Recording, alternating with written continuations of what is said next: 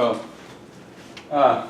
sometimes due to the I don't know, influence of popular corporate media infotainment culture, I even myself find myself just reflexively, thinking of some environmental issues as just tree hugger issues, some obscure species, because that's often how environmentalist interests are portrayed in corporate U.S. media.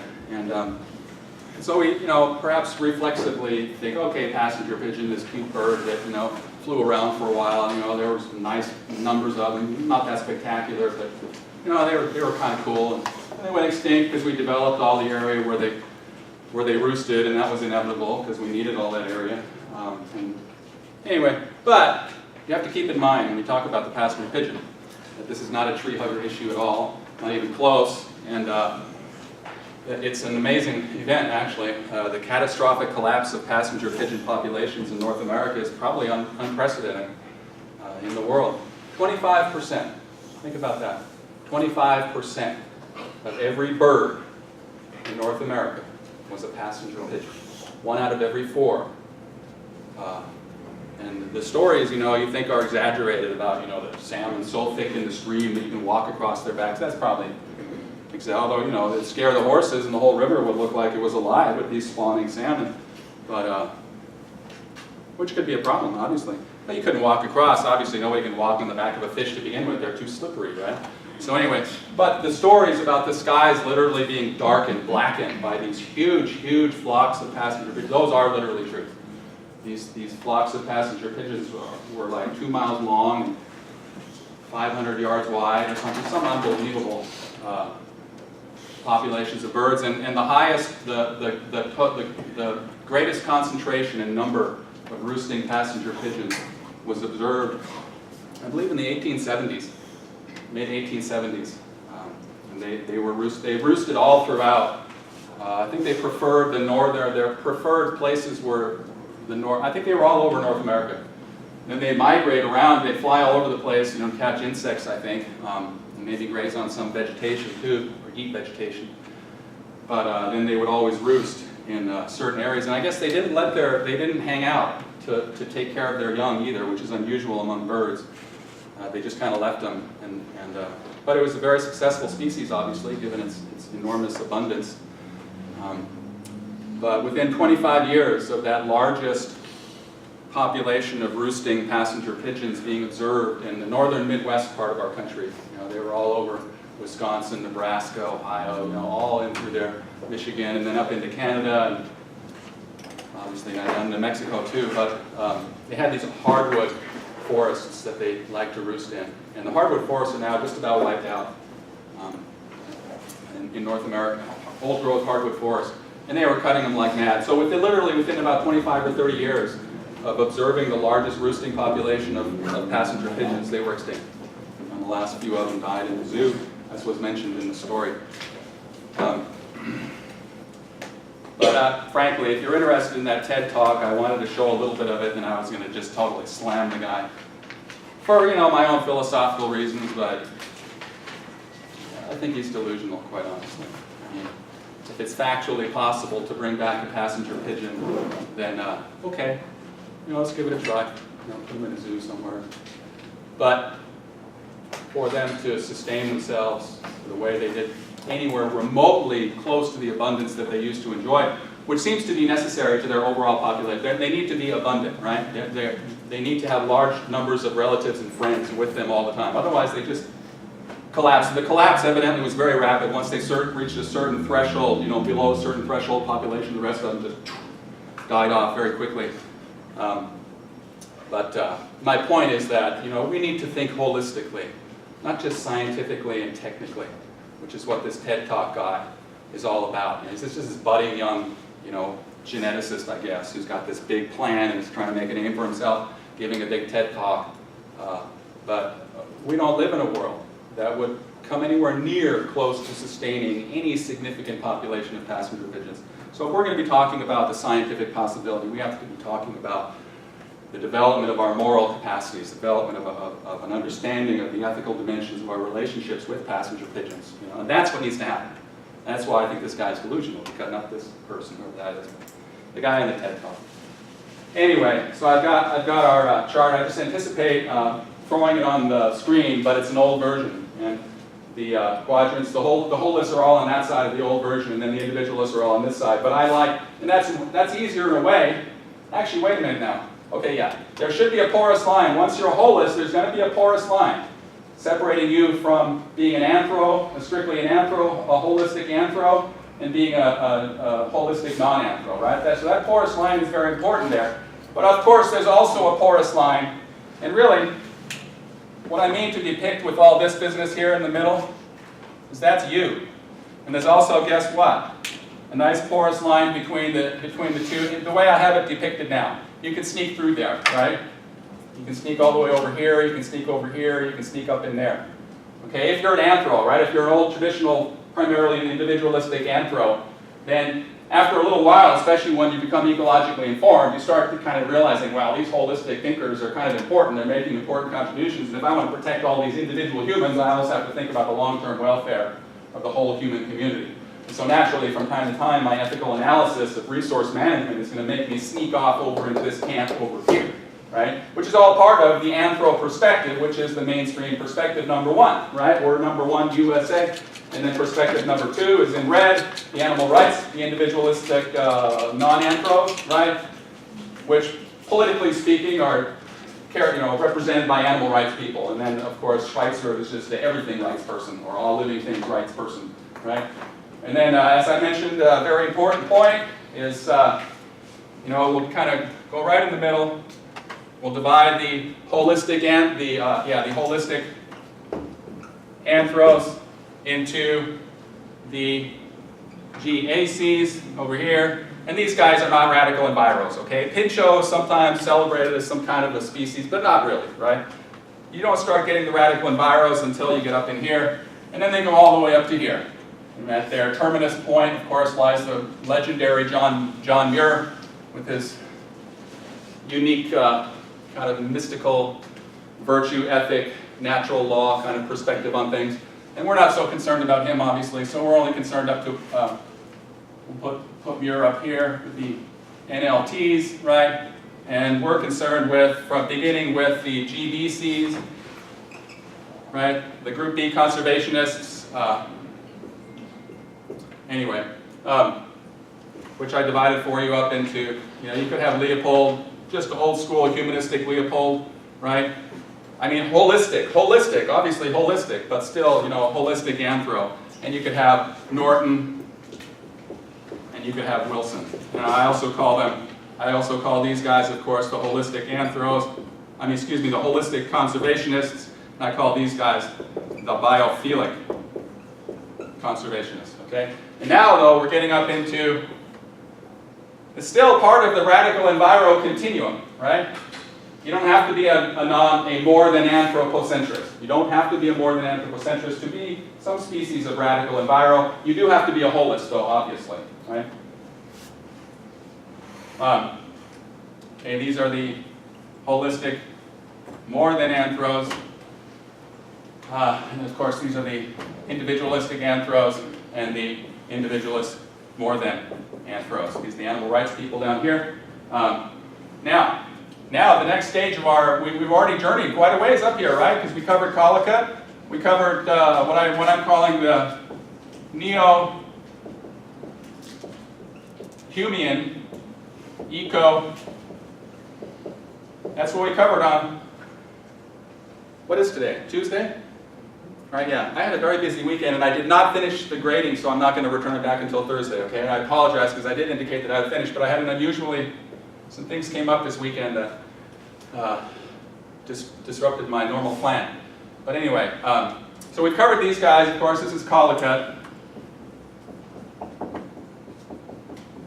The neo-Humean, our representative neo-Humean ecocentrist, and they have this whole view of morality, of moral norms evolving biologically, all the way to the point where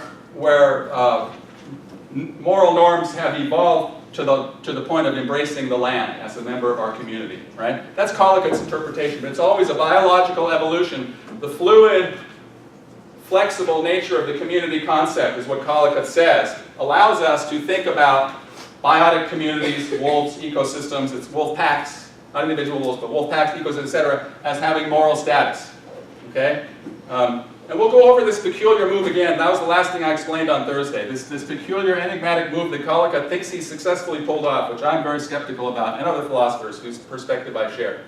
This business about how something can not have any moral status, right? And then through the evolution of human understanding of that entity, let's say the climate system, or an old growth for the Amazon rainforest, old growth sections of the Amazon rainforest, right? How can something like that not have moral status? And then because of the emergence of a scientific ecological understanding of our relationship with it, somehow or another obtain moral status, okay? Because we conferred it. But for Collicutt, he's insistent on this point, and he's probably reluctant to concede this point, but he recognizes that he has to because he is a consequentialist. He is a Darwinist. And so he concedes that there is no intrinsic value just waiting there. If there were no humans at all on the scene, there would be no inherent or intrinsic or anything like that. There would be no non-instrumental value in a wolf pack, okay? But because humans are uniquely intelligent, I think is what he's saying, that once we understand the relationships that attach between us and wolves, between us and ecosystems of which wolves are an important part, then we recognize that wolves are really important. The way 200 years ago we recognized that children are really important, have a moral status of their own, right? Now all of a sudden we're recognizing that wolves have a moral status of their own, and we did it before. And if we weren't there, then they wouldn't have a moral status. But because of our scientific understanding of our relationships with wolves and the wolves' role in the ecosystem, we confer moral status upon them, okay? But note that that's a cultural event, right? It's culture, it's human culture that confers that, okay? It doesn't just emerge biologically. So, and this is a point that the neo-Kantians pick up on and insist that, well, Collicutt's just wrong-headed. That what we need to do is understand our relationship with ecosystems as, well, I think I'm getting ahead. So let me slow down a little bit and get to my lecture slides. So I always do, I can always go safely back to my lecture slides. And these are, of course, incomplete because I'll have to add a bunch more for Thursday's class. All right, there's our old friend. These guys, too, have been proposed for genetic reconstruction.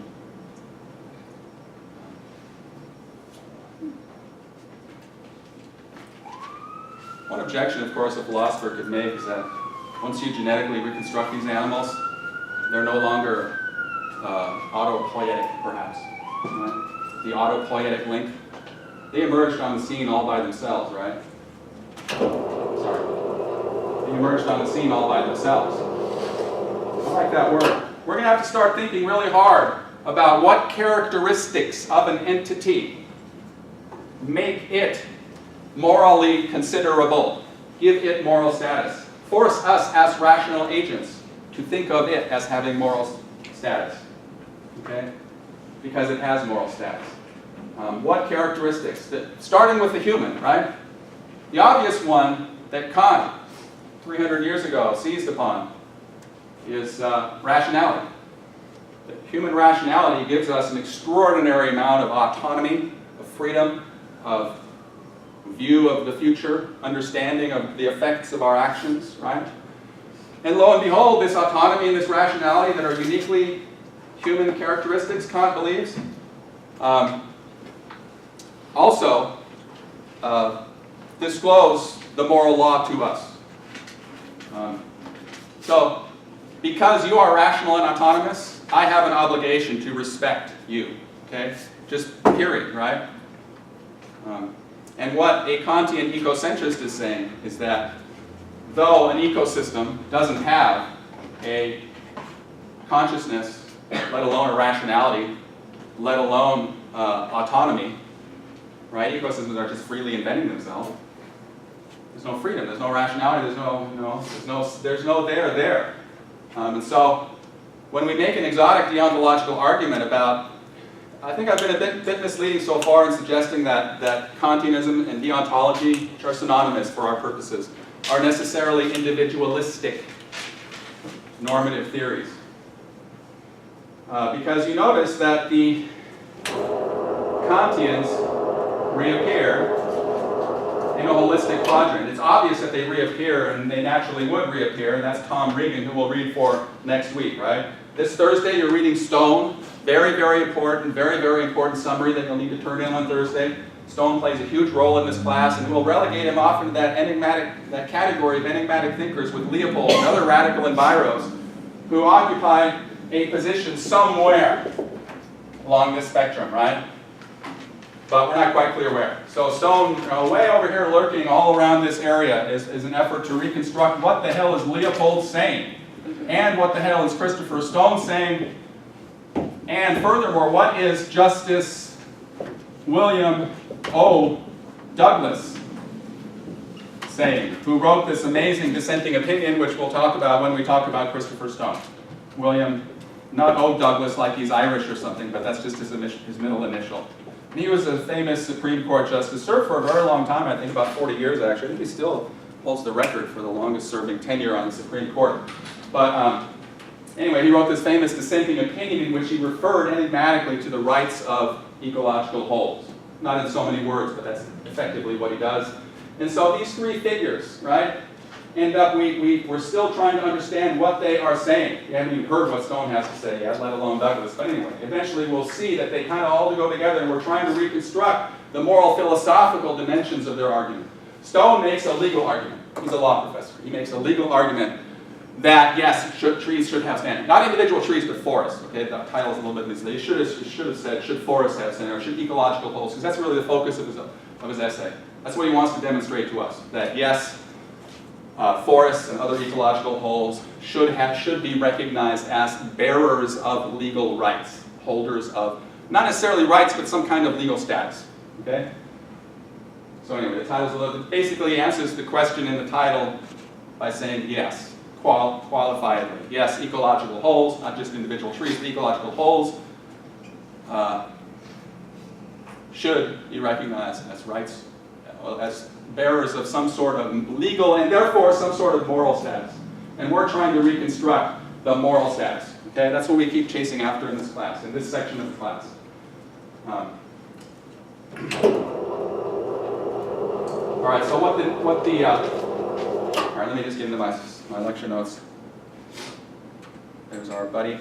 Okay, three different accounts of the rights of ecological wholes. Okay, and the first is this wishy-washy, not really, kind of lukewarm notion of that they have rights, and that's presented, but because these guys are just out and out, unabashed anthropocentrists, right? So whatever rights a more than human entity is going to have is going to be just a matter of humans, acting as though they don't really have any moral status, but it's best that we treat them as though they do, all right? Ecological wholes for Wilson and Norton have anthropocentric instrumental values only. Ecological wholes do not have rights, all right? And this, of course, is the standard conservationist position championed by Wilson, Norton, perhaps Leopold himself. Value in natural resources is both anthropogenic, means, it emerges from humans coming along the scene and lighting it up, because we need it, right? We need natural resources. They make our lives better, more wealthy, and they also clean our air, clean our environment, the bees pollinate our food, etc., etc., etc., right? So we know that there's tremendous instrumental anthropogenic and anthropocentric value in natural resources. Ecological wholes don't actually have rights, though, as Norton says, humans would be wise to protect them and keep them healthy. Okay? They don't actually have rights. That would be an exotic metaphysical move, right? An exotic ontological / metaphysical / meta-ethical step that, of course, Norton is Norton being a pragmatist, coming out of that neo-Humean subjectivist meta-ethical tradition, is very reluctant to make any kind of bizarre claims about ecological wholes actually having rights. But nevertheless, we learn from history that if we treat them as though they have rights, we and our aunts and our descendants will be a lot better off. Okay? So that suggests, moral status, as a legal hook, not moral status, but legal status, as a hook to remind us that, hey man, there are limits to what we do, right? And we got to watch out for these other guys over here, these ecological holes, our climate system, for example, right? Let's treat it as though it has rights, even though we know darn good well that would be a hippy-dippy, ridiculous assertion, right? But it's still wise to treat it as though it has rights, okay? And therefore give it some kind of legal placeholder, or, you know, to designate that there are limits to what we do to it, okay? Collicutt now comes along and occupies this middle position between the full-fledged deontological argument about more than anthropocentric intrinsic values in addition to the, right? Collicutt occupies this kind of he's kind of a compromiser, right? Because he wants to remain a Darwinist and a consequentialist, but he also wants to pick up on that thread of Leopold's suggestion about, for example, a wolf pack having rights, biotic rights, right? He wants to pick up on that thread and somehow try to construct a more than anthropocentric ethic out of what Leopold has written. So for Collicutt, natural resource value is always anthropogenic, always conferred, right? Conferred by human culture. A specific kind of modern, enlightened, Western, ecologically, biologically informed human culture, moreover, right? But nevertheless, conferred by human culture. But it's nevertheless, and this is what this tension, right? It's puzzling. How could it always be anthropogenic, but nevertheless, in some instances, be non-anthropocentric, centered in ecosystem benefit instead of human benefit? Okay? Collicutt says that ecological wholes have inherent value, and he wants to use this word inherent, and he makes a big deal out of separating it from the word intrinsic. Okay? Because he's not saying, Rolston's the one who's saying the lights in the refrigerator is always on, right? And that's the intrinsic light, right? That's the light of intrinsic value, if you want to use these kind of distinctions. Right? Anyway, so Collicutt draws a separation from that kind of intrinsic, that kind of value, right? Super radical intrinsic value. And he wants to talk about kind of this more lukewarm inherent value that ecological wholes have because of their very high human cultural value. Entities with very high cultural value, like children, right? Like human beings who formerly were in chains, enslaved, in slavery, right? They have a very high cultural value, so he would explain the emergence of rights in children, moral status in children, the same way he would explain the emergence of rights in a wolf pack, or a forest, or a wilderness area, or any other kind of ecological whole. Okay? In virtue of their having moral status, having inherent value, ecological wholes have rights for Rolston. Okay? And that's where we left off last week. Now we're getting into these even more exotic arguments that are coming from a neo-Kantian perspective, which is a non-consequentialist perspective. Okay? And perhaps we can better explain Leopold's land ethic as having sort of this essential, fundamental Kantian moment, deontological moment, and I'll get to that, I hope. I know I will. Today's class is a little bit different because I've recycled a bunch of slides and worked on them. I didn't have a lot of time, I didn't have as much time. But I also have these other notes that I included in my email to all of you this morning, a couple hours ago, on the neo-Kantians. See that? That's not the most recent one. I kind of included it in the same, yeah. All right. So I'm not sure where I should see where we are on our lectures, on our lecture notes. All right, let's finish this page here and then we'll go from there. So according to Milstein, and according to the Leopold that Milstein is interpreting for us, and according to the author that we'll read a week from this Thursday, we'll read Stone for this Thursday, and then we'll read Regan on Tuesday. And he's our lone representative of an animal rights, of an animal welfare ethics perspective, of a philosopher who spent his entire career working on animal welfare ethics from a Kantian/deontological point of view. So we'll read Regan, his animal rights, his deontological, neo-Kantian animal rights, non-consequentialist animal rights argument on Tuesday, and then we'll just blow it up and then we'll start asking, well, what the hell? Okay, so Regan says, you know, higher animals especially, well, higher animals, period. And I believe he means to say all mammals and all birds. Right? All mammals and all birds have special moral status in virtue of their level of self-awareness. He calls this being subject of a life.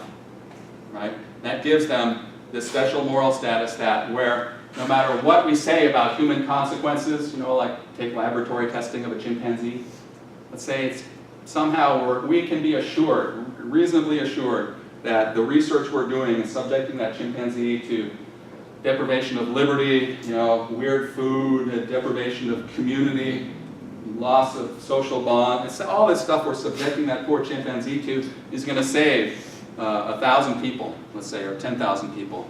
Then we might think, okay, well, that's all right, right? But Regan says no, because that animal is sophisticated enough to be the subject of his own life, you know, to be kind of captain of his own ship in a sense. We have, right, just a moral duty, right? We have a set of moral duties in virtue of, and it doesn't matter how many thousands of human beings might be, or even reasonably certainly are going to be saved or have their lives dramatically improved if we do this research on this chimpanzee, right? No, can't justify it by consequences. The moral or immoral quality of the act lies in whether or not the act is consistent with treating treating the being as having that moral status. Okay, and obviously killing a being that has that moral status would be the ultimate reduction of that being to an instrument, right? Which is what you can't do. You can't reduce beings that have moral status to a human means to an end, right? You can't reduce an ecosystem, or when Regan's talking about it, he's just talking about animals like dogs. Like I said, all individual animals and all individual mammals and all individual birds are self-aware enough to be subjects of lives, and therefore you cannot reduce them to an instrument, period. And that's the moral rule, right? It's a non-consequentialist moral rule. So then, when we get to Rolston, he's the most difficult, probably, of all the authors that we'll read all term. But when we get to Rolston, we're going to notice that what he's really trying to do is he's trying to identify characteristics and properties in ecological wholes that make it possible for us to view, to understand, not just make it possible, make it necessary for us to understand ecological wholes, to understand ourselves as having moral obligations toward ecological wholes, right? Because why? Because maybe Rolston is, ultimately I think Rolston is saying because they're autopoietic, because they're self-organizing, self-creating, because they exhibit storied achievement. Is a term that Rolston himself uses, storied achievement. So the deontological argument comes down for the neo-Kantian ecocentrist. The deontological argument comes down to a claim about the storied achievement in an ecosystem and in the earth as a whole being enough to, not humans conferring, it's just there already. It's storied achievement. Learn about ecology, and you'll learn about the amazing story of this ecosystem. Sure, it's fluid, its boundaries are porous, it's changing, new species are coming in, old ones are dying out, etc. But it's maintained this amazing continuity, despite all those changes, over thousands, millions, hundreds of, whatever length of time, right? And that exhibits storied achievement, right? That indicates to us that it's autopoietic, right? And now we're getting to these bare bones of what makes morality, right? What makes us have, what is it that comprises the moral dimension of our relationship with ecological wholes, right? We know that Roy, for example, is a person, right? In a loose sense. He has a being, he has a self, right? And so that's easy to understand that I and all of you have moral obligations not to do things that disrupt, his life. He has rights to liberty, basically. Doesn't he have rights to liberty in life? Roy does? Seems as though he does. From this, unless you just want to be a hardcore anthropocentrist and just say it's rationality alone, then that's a certainly legitimate option. Anyway, so this is the standard position. This non-consequentialist, more than anthropocentric account of value in ecological wholes. Rolston would not shy away at all from using the strong, perhaps it's somewhat stronger, right, than the word inherent, right? Hey, who knows, man? But anyway, Rolston doesn't shy away from using this word. There, it's just there, man. The light in the refrigerator is always on. The light in the ecosystem is always on. You don't need human culture with their sciences and their Leopolds and all this stuff, their ecologists. We don't need that to open the door and turn the light on. It's just always on, right? And it existed, right? Salmon had been here for 30 million years, at least, is what, you know, the evolutionary historians tell us, the Pacific salmonid species. And in fact, they were driven back. They were defeated for a while by the Ice Age. Right, a lot of their habitat just froze over. And so then they just kind of got reduced down, you know, to a few populations, and then eventually when the ice melted, they recolonized all those streams again, quite rapidly. Why was I getting off on salmon all of a sudden? What was I saying? Autopoietic? Yes. The intrinsic values. Yes. So then humans came along, what? I mean, depending on who you ask. You know, some indigenous people around here, they say they've been here since time immemorial. And they might, you know, have suggestions about what that means. But I think it means at the least, you know, that they've just always been there. And then you have to, well, what does that mean? Always culturally, you know, physically, literally. Obviously, you know, you weren't there 10 million years ago. You know, humans hadn't evolved yet 10 million years ago. Humans only evolved, what, 1 to 3 million years ago, physically, right?